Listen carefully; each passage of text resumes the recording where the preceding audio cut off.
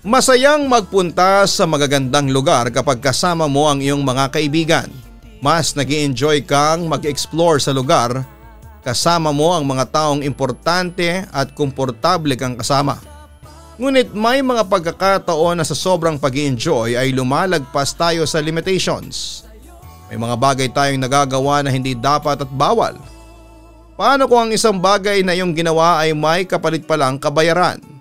Handa ka bang harapin ang resulta ng kasalanan na iyong ginawa? Dear Papa Dudut, aminado ako na kasalanan ko ang lahat kung bakit ako nalagay sa isang sitwasyon na kahit sa panaginip ay hindi ko naisip na mangyayari sa akin. Kaya naisipan kong i-share ang aking kwento at experience upang magbigay ng babala sa mga kagaya ko na hindi sumusunod sa mga rules ng isang lugar at pasyalan. Itago mo na lamang ako sa pangalang Rando. Ako ay 26 years old at nagtatrabaho na ang setup ay sa bahay lamang. Hawak ko ang oras ko at gusto ko ang ganitong klase ng work. Mahilig ako mag-travel kahit mag-isa o kasama ang mga kaibigan ko. Madalas nga akong mapagalitan ng mama ko kasi halos buwan-buwan akong umalis para magpunta sa isang lugar dito sa Pilipinas. Imbes daw na mag-ipon ako habang bata pa ako ay puro pag-alis ang aking inaatupag. Katwiran ko naman ay reward ko yon sa aking sarili kasi masipag ako sa aking trabaho. Hindi totoong puro travel ako, Papa Dudut. Tumutulong pa rin naman ako sa mga gastusin ko sa bahay. Medyo OA lang talaga si mama na puro ako travel. Pero naiintindihan ko kung bakit niya yon nasasabi kasi nagwo-worry siya sa future ko. Hindi kasi kami mayaman at wala silang maipapamana sa aming magkakapatid na kung anong malalaking mga ari-arian. Ang gusto lamang ni mama na mag-ipon ako para kapag wala na sila ay okay na kami, yung may pera kaming magkakapatid. 4 kaming magkakapatid. Puro lalaki, ako ang bunso at ako rin ang pinakamatigas ang ulo. Hindi ko yun itatanggi, Papa Dudut. Kung anong gusto kong gawin ay gagawin ko. Walang makakapigil sa akin, ang palagi kong sinasabi ay YOLO. You only live once. Maikli ang buhay, hindi ko alam kung kailan ako mawawala. Kaya gusto ko lahat ng magpapasaya sa akin ay gagawin ko na habang nabubuhay ako. Kaysa naman kung kailan patay na ako at isa na akong multo ay saka ako magpapagala-gala. Kapag inaya ako ng mga kaibigan ko na magpunta sa kung saan, basta libre ako ay sumasama ako, Papa Dudut. Kapag may inuman at wala akong kailangang trabahuhin, ay hindi pwedeng wala ako. Talagang in-enjoy ko ang aking buhay sa paraan na alam ko, Papa Dudut. Aminado rin ako na magastos ako. Kapag may mga bagay ako na gustong bilhin o magkakaroon ay hindi pwede. Hindi ko bibilhin. Kahit pa mawalan ako ng pera ay wala akong pakialam. Palagi kong sinasabi sa sarili ko na pwede ko pa namang kitain ng perang ginagastos ko. At ang mga bagay na yon ang isa sa ikinaiinis ng mama ko. Masyado raw akong maluho. Hindi naman ako mayaman. Punta na tayo sa simula ng aking kwento, Papa Dudut. Nangyari po ito this year lamang noong summer.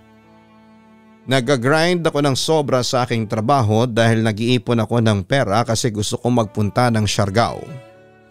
Ang plano ko ay 1 week ako doon tapos ako lamang mag-isa. Hindi ko pa kasi napupuntahan ang lugar na yon at alam ko rin na kailangan ko ng malaking halaga ng pera sa pagstay ko sa Siargao. May group chat kami ng mga kaibigan ko at nakita ko na nag-uusap sila tungkol sa pagpunta sa isang lugar na ilang beses ko nang napuntahan kaya hindi ako nagkaroon ng interes. na sumama sa kanila. Nagkaroon kami ng group video call, sila lang ang nag-uusap. Naka-open ang cam ko pero nasa trabaho ko ang aking atensyon. Hinahayaan ko lamang silang mag-usap-usap. Oy Rando, masyado kang tutok dyan sa laptop mo. Mas lalo kang yayaman yan. Makasali ka naman sa usapan. Ang biro ng kaibigan ko na si Charlie. Kailangan ko magtrabaho, saka for sure drawing na naman yan eh. Hindi naman matutuloy. Magaling lang kayo sa plano pero kapag malapit na yung araw na pag-alis, isa-isa na kayo nagbaback out. Ganting biro ko sabay tawa. So hindi ka sasama? Tanong pa ni Melay. No, may nakaplano na akong pupuntahan at doon nakalaan ang pera ko sa ngayon. Sagot ko. Okay, sure na yan ha.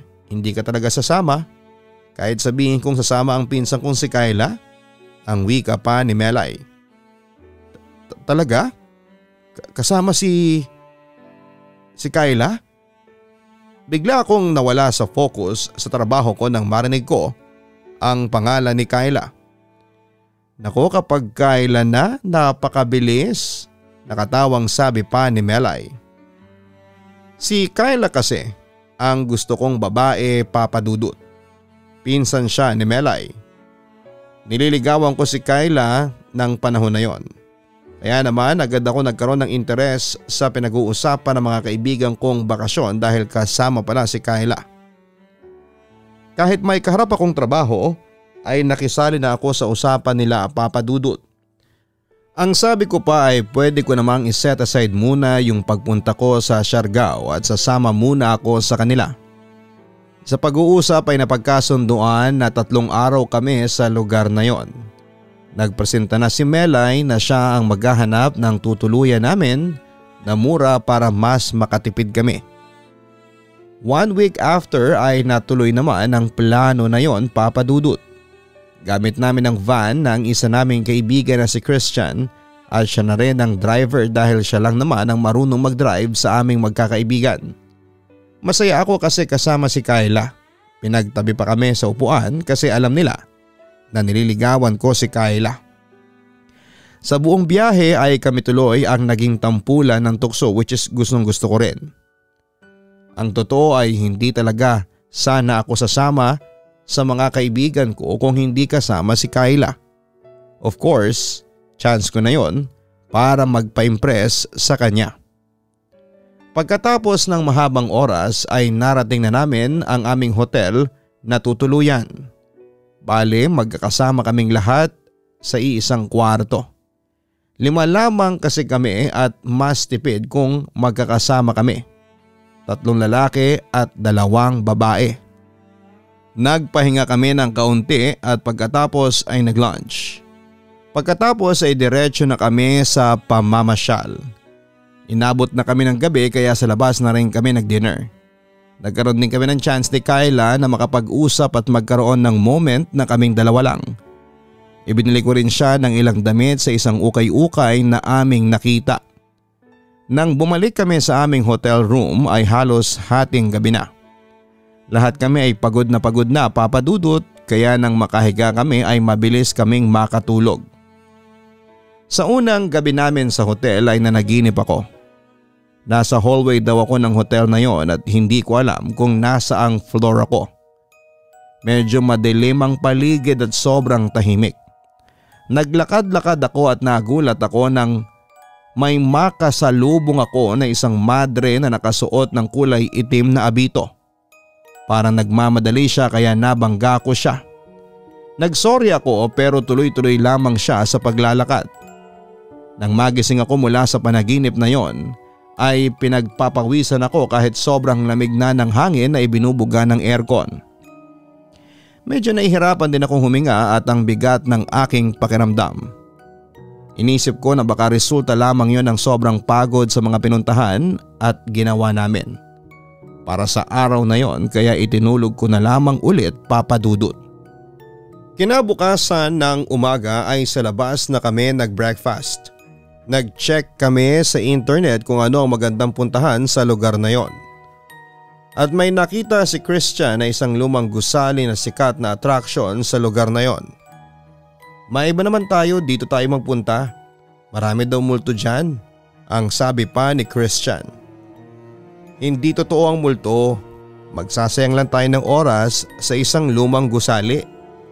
Kung gusto mo pala na magpunta sa lumang bahay, dapat doon na lang tayo sa lugar namin. Maraming lumang bahay doon, ang nakatawa kong sabi. May nabasa akong post sa social media na marami na raw ang nagpaparamdam na multo sa gusali na yan.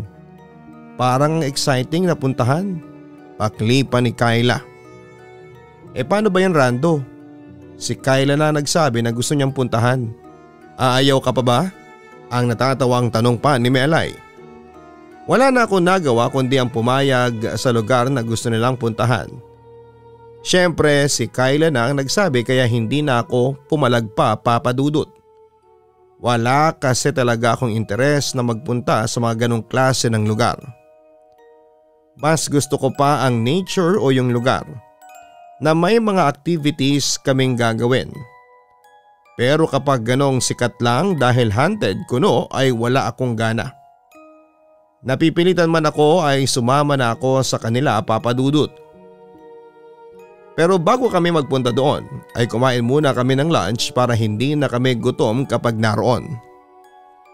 Habang nagbabiyahe kami ay naalala ko yung napanaginipan kong madre at naisipan ko yung ikwento sa mga kasama ko. Akala ba namin hindi ka naniniwala sa mga multo? Tanong pa ni Charlie. Bakit, may sinabi ba akong multo yung madre sa panaginip ko? Nagtataka lang ako kung bakit ako na naginip ng ganon. Ang turan ko. Baka kasi hindi ka nagsisimba kaya may madre sa panaginip mo. Ang singit pa ni Melay. Hindi na nga ako magkikwento sa inyo ng panaginip sa susunod. Ginagawa niyong joke time eh. Kunwari ay inis kong wika. Minsan wala namang ibig sabihin ng panaginip natin. Random lang kumbaga. Kaya wag mo na yung isipin kung sa tingin mo naman ay walang kinalaman sa buhay mo. Ang sabi pa ni Kyla. Buti pa si Kyla may matinong sagot. Ang nakangiti kong sabi. Hapon na nang makarating kami sa lumang gusali, Papa Dudut. Naligaw pa kasi kami. Akala kasi namin ay alam ni Christian ang papunta doon dahil siya mismo ang nagsabi na alam niya. Yun pala ay kaya kanina pa kaming nagbabiyahe ay hindi niya alam. Hanggang sa sinabi na nga niya na naliligaw na kami kaya kailangan na niya ng tulong ng isang application sa cellphone. Saka lang kami nakarating doon. Kakaunti ang taong magpunta kami, Papa Dudut. Nagbayad kami ng entrance at pumasok sa loob ng lumang gusali. Sinabihan kami ng pinagbayaran namin na huwag kaming kukuha ng kahit na anong gamit na makikita namin sa loob ng lumang gusali. Hindi rin pala pwede ang maingay. Takot na takot silang lahat dahil ang creepy daw ng lugar habang ako ay wala lang. Bored na ako ng time na yon at mas gusto ko na lamang na umuwi kami sa aming hotel. Pero dahil sa gusto nga ni Kyla at interesado siya sa lugar na yon ay nagkunwari na lamang ako, Papa Dudut, na gusto ko na rin na naroon ako. Siyempre kung ano ang dapat na interest ni Kyla ay ganun din ang sa akin. Kumbaga parang pagpapabibo rin. Gumalagala lamang kami sa lumang gusali at napunta kami sa second floor. At ang sabi ni Melay ay parang iba na raw ang pakiramdam niya. Ang bigat daw. Tinawanan ko lamang siya at sinabihan na nag-iinarte lamang. Gumanti na rin ako sa mga pangaalas kanya sa akin sa maghapon. Pero iginit niya na totoo ang nararamdaman niya kaya bumaba na siya at lumabas. Habang si Kyla at sina Christian at Charlie ay nagpatuloy sa paggala sa second floor. Hindi ko na malaya na napahiwalay na ako sa mga kasama ko pero nagpatuloy ako sa paglalakad hanggang sa mapunta ako sa isang bakanting silid. Sumilip ako sa bintana at nakita ko si Melay sa ibaba. Pasigaw ko siyang tinawag para asarin. Sinamangutan lamang niya ako, Papa Dudut. Palis na ako sa silid na yon nang may nakita akong rosaryong kulay itim na nasa isang sulok. Nasa sahig yon. Nilapitan ko ang rosaryo at kinuha. Hindi ko alam pero nagandahan ako sa bagay na yon, Papa Dudut. Hindi ko naisip na baka isa yon sa mga bagay na hindi pwedeng kunin. Ang unang tumakbo sa utak ko ay baka nahulog yon ng kung sinong pumunta roon kaya walang problema kung kukunin ko. Nilagay ko ang rosaryo sa loob ng aking wallet dahil hindi naman yon malaki. Paglabas ko ng silid ay nakita ko ang mga kasama ko at inaya ko na silang umalis dahil nakakaawa na si Melay na mag-isa sa labas. Habang nasa biyahe na kami pabalik ng hotel ay pinag-usapan nila yung lumang building. Pinanindigan ni Melay na may kakaiba talaga siyang naramdaman sa lugar na yon. Para daw siyang magkakasakit bigla na hindi niya maintindihan kaya lumabas na siya, Papa Dudut. Si Charlie naman ay hindi raw mawala-wala ang pagtaas ng balahibo. Ako naman ay tahimik lamang at lihim na natatawa sa kwentuhan nila. Wala kasi akong naramdaman na kung anong kakaiba sa lugar na yon, Papa Dudut. Siguro ay dahil sa hindi ako naniniwala na may mga multo o kung anumang nilalang na kagaya nun. Nagpasalamat ako nang makabalik na kami sa hotel kasi natigil na rin sila sa kwentuhan nila tungkol sa lumang building. Nagpahinga lamang kami saglit at lumabas para maghanap ng pwedeng makainan ng dinner. Sa last day namin sa lugar na yon ay namasyal kami at sinabay na rin ang pagbili ng pasalubong. Tanghali nang umalis kami at hindi ko alam kung bakit parang ang bigat ng pakiramdam ko na para na akong lalagnatin. Hindi ko yun sinabi sa mga kasama ko kasi baka mag-alala sila. Tahimik lamang ako sa buong biyahe hanggang sa makauwi na kami sa aming bahay. Mabuti na lamang at tulog na ang mga kasama ko sa bahay nang makauwi ako, lalo na si Mama. For sure ay tatalakan niya ako kasi umalis na ako nang hindi nagpaalam sa kanya. Alam ko kasi na kapag nagpaalam ako ay sisermonan na naman niya ako. Umiga ako na mabigat ang pakiramdam. Inisip ko na dahil yon sa pagod at kapag nakatulog at pahinga ay mawawala din yon. Pero nagkamali ako, Papa Dudut. Kinabukasan ng umaga ay nagising akong inaapoy ng lagnat. Hinang-hina ako at halos hindi ako makatayo sa sobrang bigat ng aking pakiramdam. 10 AM nang katukin ako ni Mama sa kwarto. Rando, bumangon ka na nga dyan. Hindi ka na nag-almusal. Pasigaw na tura ni Mama habang kinakatok ang pinto. Nanghihina akong tumayo at binuksan ang pintuan, Papa Dudut. Sinabi ko sa kanya na masama ang pakiramdam ko at mataas ang aking lagnat. Yan, kakagala mo yan. Yan ang nakuha mo kasi hindi ka nagpaalam na may gala ka pala. Kung hindi ko pa nakita sa Facebook mo ang mga post mo, hindi ko malalaman kung nasaan kang hinayupa ka. Hala, diyan ka lang sa kwarto mo at ipagluluto kita ng sopas para magkalman yung tiyan mo at makainom ka ng gamot. Ang naiinis na sabi pa ni Mama. Salamat Ma, nangihina kong wika. Hindi na ako bumalik pa sa pagkakahiga. Binuksan ko ang aking laptop at hinarap ang mga trabaho ko para sa araw na yon. Kahit masama ang pakiramdam ko ay mas pinili ko pa rin ang magtrabaho. Nakatalikod ako sa pinto kaya hindi ko kaagad makikita kung may papasok sa kwarto ko, Papa Dudut. Nang narinig ko ang pagbukas ng pinto at yabag ng paa ay inisip kong si Mama na yon. Ang bilis mo namang magluto ng sopas, Ma, ang sabi ko. Walang sumagot. Lumingon ako at nagtaka kasi wala si Mama sa kwarto ko. Hindi rin nakabukas ang pinto at nagtataka man ay inisip ko na baka guni-guni ko lamang yon dahil sa taas ng aking lagnat. After ng mahigit 1 oras ay bumalik si Mama dalang mainit na sopas at mga gamot na dapat kong inumin. Sinunod niya ang 1 baso ng tubig. Tinanong niya ako kung meron pa akong kailangan at ang sagot ko ay wala na. Mama, sumilip ka ba dito kanina? Tanong ko. Hindi naman, ngayon lang ulit ako bumalik dito sa kwarto mo eh. Bakit? Aniya. Wala po, sige po magtatrabaho muna ako, ang sabi ko. Doon ko nga nakumpirma na guni-guni nga lang ang aking mga narinig, Papa Dudut. Bago umalis si Mama ay sinabi niya na huwag akong masyado magpapakasubsob sa pagtatrabaho at magpahinga raw ako kaagad. Hindi raw ako gagaling kung papagurin ko ang aking sarili. Sinunod ko ang sinabi ni mama, nagtrabaho ako habang paunti-unting kumakain ng sopas. Siguro ay 1 oras lamang ako nagbabad sa laptop at uminom na ako ng gamot bago ako ulit humiga, Papa Dudut. Pagkahiga ko ay nag-video call ang mga kaibigan ko sa aming group chat at sinabi ko sa kanila na nilalagnat ako kaya kung may gala sila ay pass muna ako. Aba, tinatablang ka rin pala ng lagnat ang biro ni Melay. Bakit? Ano bang tingin mo sa akin, robot? Ipapahinga ko lang ito at mawawala rin to, tugon ko. Hindi na ako nagtagal sa pakikipag-video call sa mga kaibigan ko, Papa Dudut. Talagang napapapikit na ako at ang gusto ko na lamang gawin ay ang matulog ng sandaling yon. Nang makatulog na ako ay muli akong nanaginip yung madre, pero wala na ako sa hotel. Nandun ako sa lumang building at sa may silid kung saan ko nakita yung itim na rosaryo. Nakatayo siya sa may bintana habang ako ay nasa gitna ng kwarto. Nakatalikod sa akin yung madre na parang may tinatanaw siya sa bintana.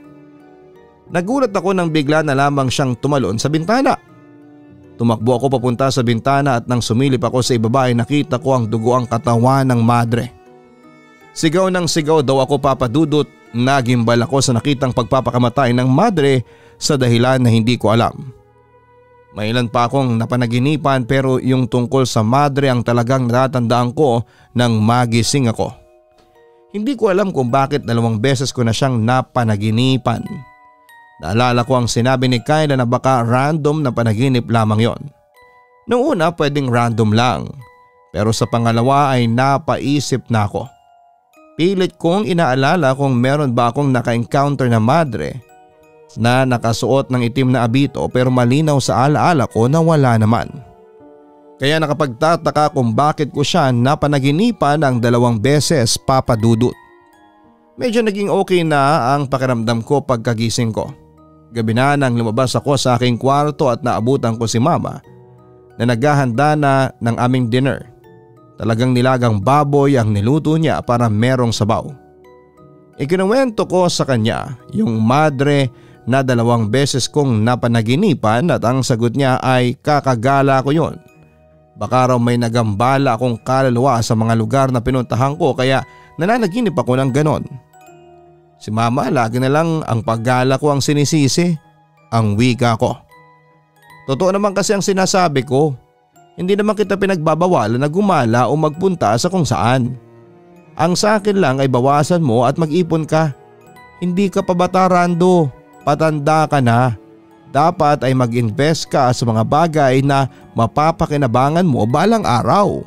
Ang paalala pa ni Mama. Hindi na lamang ako nagsalita pa at alam kong hahaba lang ang diskusyon.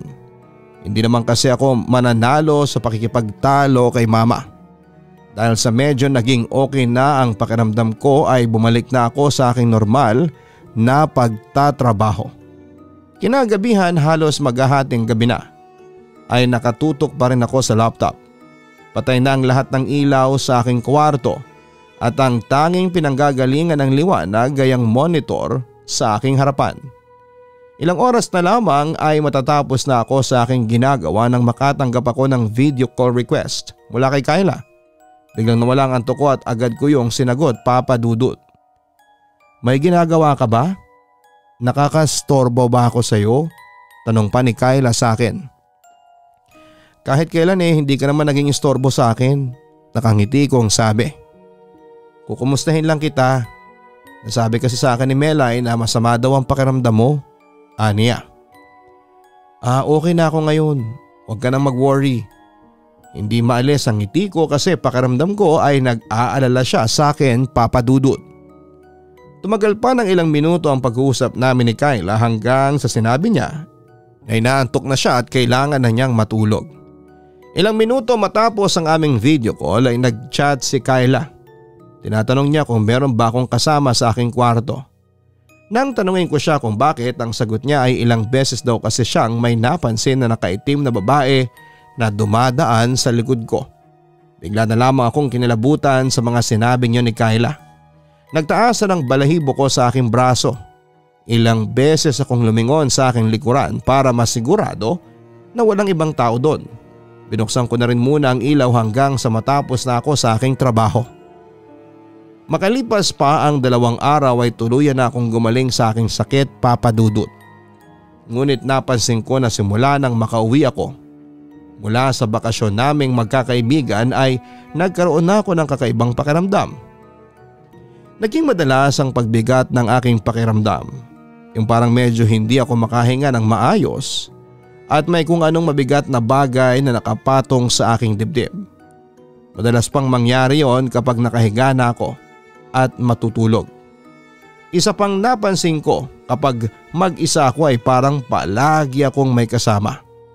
Lalo na kapag nasa kwarto ako at nagtatrabaho. Pakiramdam ko ay palaging may nakatingin sa akin o hindi kaya ay may nakatayong tao sa aking likuran. Pero kapag lumilingon naman ako ay wala akong nakikita. Kaya naisipan ko maglagay ng salamin na may katamtamang laki sa dingding ng aking working station para nakikita ko ang aking likuran. Malay ko ba kung pinaglalaruan at tinatakot ako ng isa sa mga kapatid ko.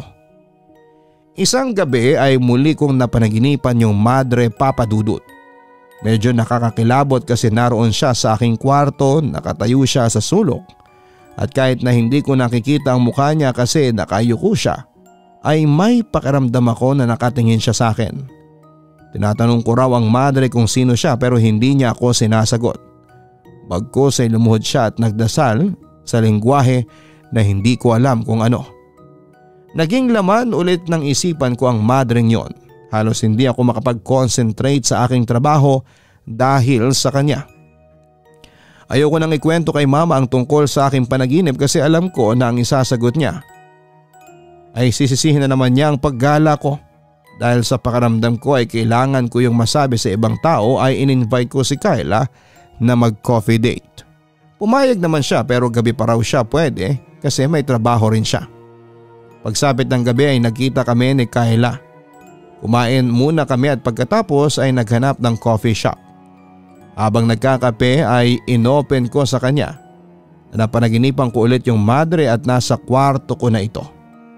Ang sabi ko pa ay nagtataka ako kung bakit palaging nagpapakita sa panaginip ko yung madre. At hindi ko rin alam sa sarili ko kung bakit masyado akong apektado sa kanya to the point na halos maghapon ko siyang iniisip. Gayong hindi ko naman siya kilala.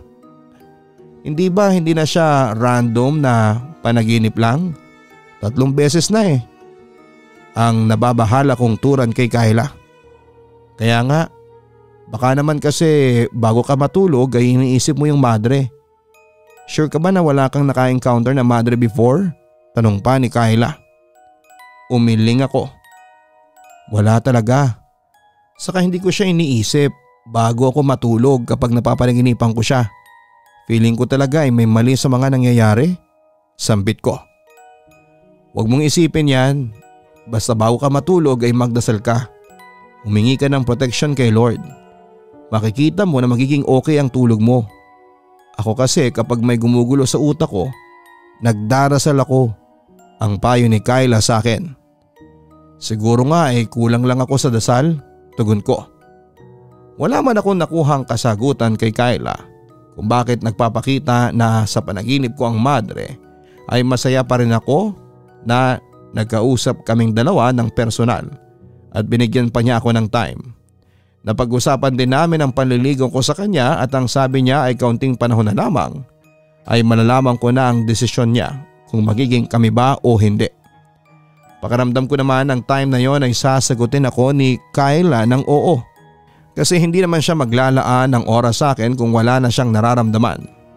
Saka sa tingin ko ay naipakita at naiparamdam ko na sa kanya na seryoso ako sa kanya, Papa Dudut. Masaya at magaan ang aking loob nang umuwi ako ng aming bahay dahil kay Kyla. Inihatid ko muna siya sa kanila bago ako bumiyahe pa uwi sa amin. Habang nagbubukas ako ng gate ay napatingin ako sa bintana ng aking kwarto. Natigilan ako nang may nakita kong bulto ng isang babae na nakatayo sa may bintana at parang nakatingin sa akin. At dahil si mama lang ang babae sa bahay ay siya kaagad ang naisip ko. Nagtaka lamang ako kung bakit siya nasa kwarto ko at ano ang ginagawa niya roon. Saka nakalak ang pinto ng kwarto ko at ako lang ang may susi doon kaya hindi ko alam kung paanong nakapasok si mama sa kwarto ko, Papa Dudut.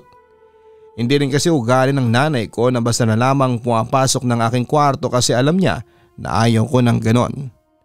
Nagmamadali akong pumasok sa bahay at medyo nagulat pa ako nang makita ko si mama na nasa sala at nanonood ng TV at kasama niya yung kapatid ko.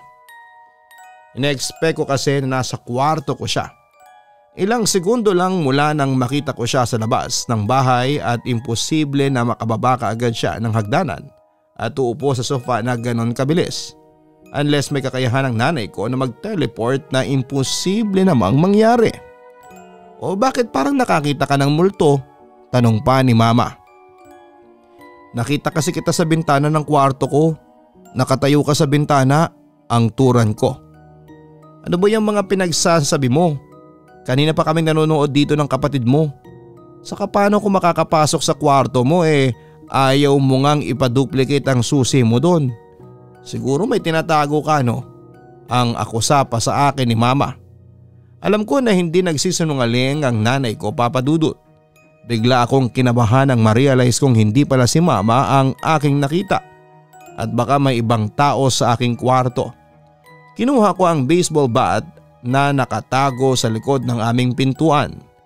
Nagtataka sina mama at ang kapatid ko nang umakyat ako sa second floor na may dalang baseball bat. Sinabi ko sa kanila na huwag silang maingay at may tao sa aking kwarto. Ngunit nang pumasok ako sa kwarto ko ay hindi ko nakita yung babae. Pinuntahan ko rin ang iba pang kwarto at ibang bahagi ng aming bahay at wala akong nakita, Papa Dudut. Sigurado ako mama, may nakitang babae sa bintana ng kwarto ko. Ang sabi ko habang naguguluhan. Kung may nakita ka sana nakita natin pero wala eh. Teka nga Rando. Lasing ka ba? Tanong ni mama. Paano ko malalasing nagkape lang kami ni Kayla? Tugon ko. Ayan, kaka-cellphone mo yan eh. Palagi kasing babad sa cellphone. Pati mata mo ay naapektuhan at kung ano ng mga nakikita mo. Sambit pa ni mama. Bago ako humiga sa aking kama ay dinouble check ko ang aking kwarto at baka naroon pa yung babae pero wala talaga ako nakita, Papa Dudut. Habang nakahiga ako ay hindi pa rin nawala sa isipan ko ang mga nangyari. Hindi ko alam kung namamalikmata lamang ba ako o kung ano. Pero sigurado kasi talaga ako sa aking nakita. Babae talaga ang nakita kong yon. Wala rin naman kasing bagay na nasa bintana sa kwarto ko ang pwede ko mapagkamalan na tao. Dahil sa pag-iisip ko ay inabot na ako ng madaling araw na gising. Hindi talaga ako dinalaw ng antok kaya naisipan ko maglaro na lamang muna ng isang mobile games. At baka sa pagkakataon na yon ay antokin ako. Naka-earphone ako habang naglalaro. May kasabay pa yung music para mas makondisyon ang sarili ko na antukin. Nasa gitna ko ng game nang may marinig akong boses na bumulong sa aking tenga. Boses ng isang babae na parang nagdarasal. Parang nagngunguy-nguy siya, Papa Dudut. Itinigil ko ang paglalaro at inalis ang earphone. Wala naman akong narinig na boses ng babae. Binalik ulit ang earphone at narinig ulit yung boses ng babae. Sa inis ko ay hindi na ako nag-earphone kasi baka doon yun nanggagaling. Tinapos ko lang ang isang game at pinilit ko nang makatulog. Nagawa ko namang makatulog pero ilang oras lamang ay nagising na ako kasi nag-alarm na ang cellphone ko. Maaga kasi ang trabaho ko para sa araw na yon at marami akong dapat na tapusing task. Mabuti na lamang at marami akong gagawin. Nag-focus ako sa buong maghapon sa aking mga trabaho kaya hindi ko naisip ang babaeng nakita ko sa bintana. Ngunit nang gumagabi na at naubusan na ako ng gagawin ay doon ko ulit naisip ang mga nangyari. Sumagi sa utak ko yung madre at nagkaroon ako ng ideya na baka yung madre sa panaginip ko ang nakita kong babae sa bintana ay iisa. Yun nga lang ay inalis ko yun sa aking utak at kinumbinsi ko ang sarili ko na hindi totoo ang multo. Sa mga movies at kung saang palabas lamang sila nag-i-exist at hindi sa totoong buhay. Nagawa kong makatulog kaagad ng gabing yon, Papa Dudut. Ang akala ko ay magiging maayos ang pagtulog ko pero hindi pala. Dinalaw na naman ako ng madre sa aking panaginip. Nakahiga raw ako sa aking kama nang pumasok ang madre sa aking kwarto. Tatayo sana ako pero hindi ako makagalaw. Mabagal siyang naglakad at tumayo sa tabi ng kama. Hindi ko pa rin makita ang mukha ng madre dahil natatakpan niyo ng anino. Bigla siyang lumuhod at nagdasal habang hawak ang isang itim na rosaryo. May mga sinasabi siya na hindi ko maintindihan. Hindi English o Tagalog ang salita niya. Takot na takot daw ako, Papa Dudut. Para kasi akong isang patay na dinadasalan. Pinilit kong magising mula sa panaginip na yon at nagawa ko naman. Pero kung inakala ko na tapos na ang lahat ay nagkamali ako dahil nang magising ako kagaya ng aking panaginip ay hindi ko magawang maigalaw ang aking buong katawan. Bukas ang mata ko at alam kong gising na ako pero parang ang katawan ko ay nasa state pa rin ng pagtulog. Pinilit kong magsalita o sumigaw para makahingi ng tulong pero hindi ko rin nagawa yon. Sa pagkakaalam ko ay sleep paralysis ang nangyari sa akin ng time na yon, Papa Dudut. Maya-maya ay may nakita kong gumagalaw sa aking kaliwa. Nang igalaw ko ang mata ko ay nang hilakbot ako nang makita ko ang madre na naglalakad palapit sa akin. Tumayo siya sa tabi ng kama at marahan siyang tumanghod sa aking mukha. Doon ko na nakita ang mukha ng madre. Maputla ang buong mukha niya, nanlalaki ang mga mata at nakangiti ng malaki habang nagagalit ang mga ngipin. Yun na ang pinaka nakakatakot na mukha na nakita ko sa aking buong buhay. Nagsimula siyang magdasal. Takot na takot ako ng sandaling yon, Papa Dudut. Para po akong binabangungot ng gising. Pakiramdam ko ay mamamatay na ako sa sobrang takot at naisip ko na matatagpuan na lamang ako ng pamilya ko ng walang buhay at namatay habang natutulog. Hindi ako madasaling tao pero nang time na yon ay nagdasal ako sa isipan ko. Humingi ako ng tulong kay Lord na iligtas niya ako at tulungan niya ako.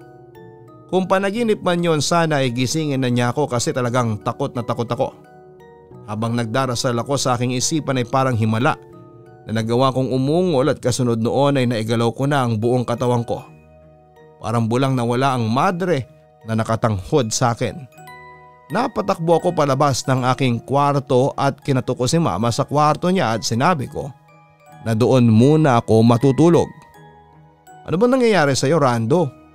Bakit gising ka pa ng ganitong oras? Yan, kakakape mo yan eh.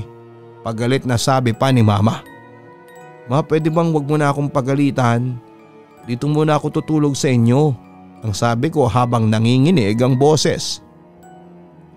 Hindi ko na sinabi kay Mama ang dahilan kung bakit ako makikitulog sa kwarto niya. Hindi rin naman kasi siya nagtanong. Ilang gabi rin akong natulog sa kwarto ni Mama bago ako nag-decide na matulog ulit sa aking kwarto. Sinunod ko ang payo ni Kyla na magdasal bago matulog at naging effective yon. Kasi naging maayos na ang tulog ko simula nang gawin ko yon, Papa Dudut. Pero isang umaga ay nagising ako sa malakas na katok ni Mama sa pinto ng aking kwarto. Tinatawag niya ang pangalan ko at halos gibain na niya ang pinto. Wala akong ideya kung bakit gano'n ang kinikilos ng nanay ko pero pinagbuksan ko pa rin siya ng pinto. Naiinis sa sinabi ko na alam naman niya na nagtatrabaho ako kagabi at kapag gano'n ay talagang late na akong nagigising. Nagtrabaho ka? O baka iba ang trinabaho mo kagabi? Galit na tura ng nanay ko. Ma, ano bang sinasabi mo? Hindi kita maintindihan, sambit ko. Huwag ka na magmaang-maangan pa, Rando. Nakita kagabi ng kapatid mo na may pumasok na babae sa kwarto mo. Nakasuot pa ng pangmadre. Hindi ba lahat ng ayoko ang magdadala kayo ng babae sa kwarto ninyo? At talagang pinag-costume mo pa ng madre, ano yon? Nag-role-playing kayo? Madre pa talaga? Pwede namang nurse o hindi kaya ay teacher. Galit na sabi ni Mama. Napatulala ako sa sinabi ni Mama. Pumasok siya sa kwarto ko at hinalughog yon. Talagang hinanap niya yung babae na nakita ng kapatid ko na pumasok daw sa aking kwarto. Nang wala siyang nakita ay pinagsabihan niya ako ulit. Kapag daw inulit ko pa ang pagpapapunta ng babae sa kwarto ko ay mas mabuti pa na umalis na ako sa pamamahay niya. Kumuha raw ako ng sarili kong bahay upang malaya kong gawin ang mga gusto ko. Kinausap ko ang kapatid ko tungkol sa bagay na yon at pinanindigan niya ang kanyang nakita. Malinaw pa raw ang mga mata niya para magkamali siya ng tingin.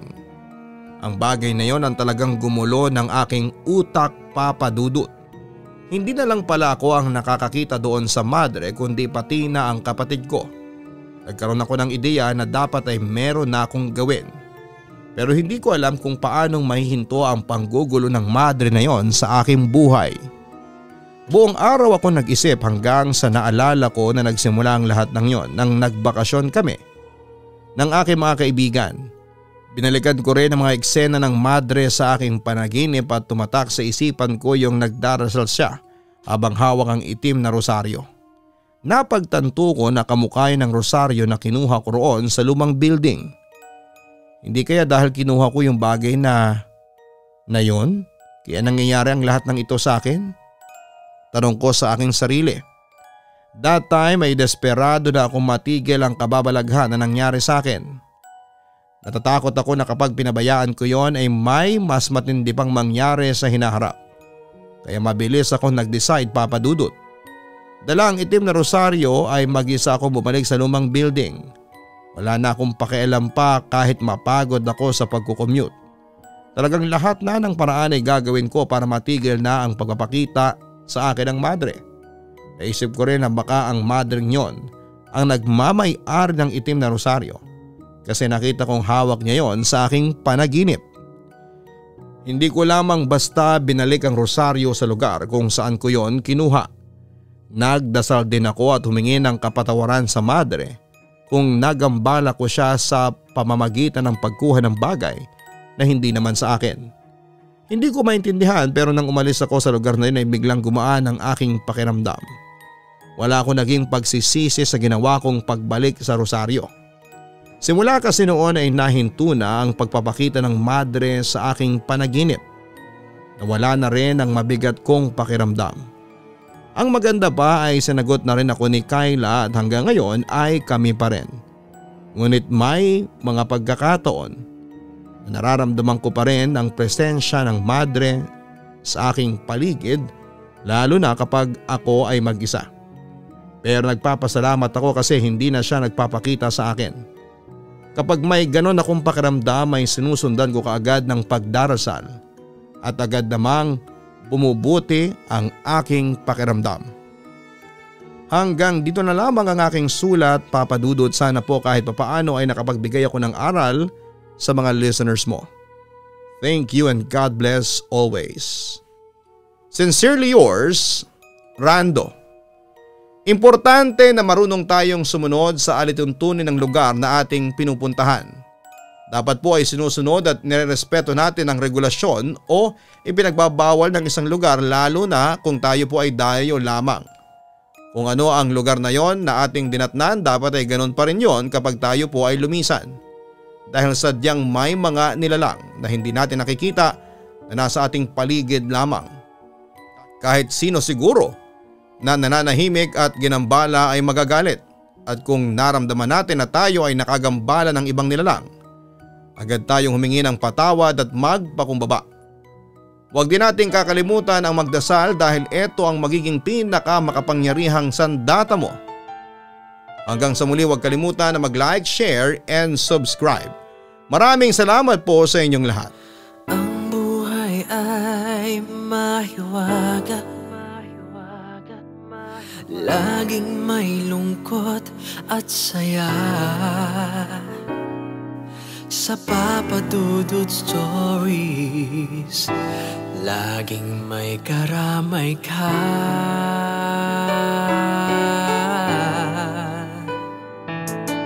Mga problemang kay bigat, dito ay pakikinggan ka. Sa Papa Dudut Stories, kami ay iyong kasama.